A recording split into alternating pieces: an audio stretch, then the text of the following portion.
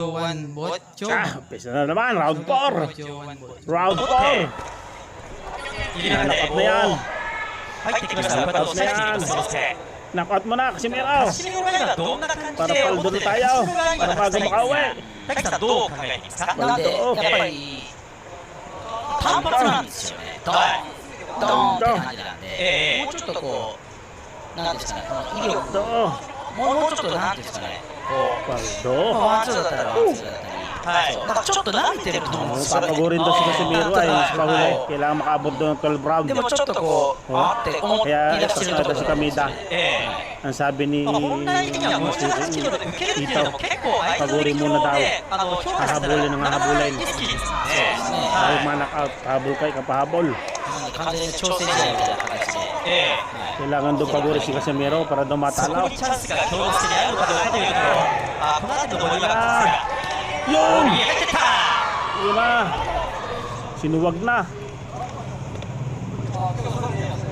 重さを感じてたらやっぱり今後ずっと Sinuwag この na! 動きがどんどんできなくなっていくんでね、川島選手はね。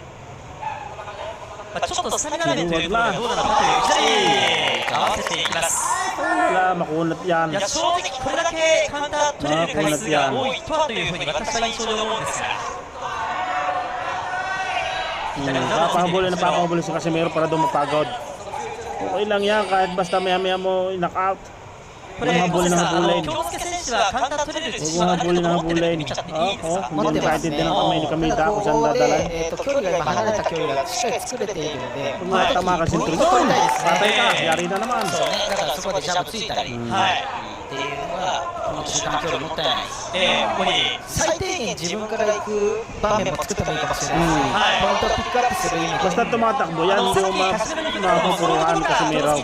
Hindi nga pagsabayan eh. もう少しだけ自分からとかtatakboなみたいなところは同時にクリーンヒットが欲しいところですね。ちょっとお互い今注意を与えました。 Yung Japan, pagkagayaw. 残りは40秒。 Sigurado tigil. いやでも山本さん、なんかいろんな意味でわからないぞっていう空気感はあります。 Sulit naman yung bagsak.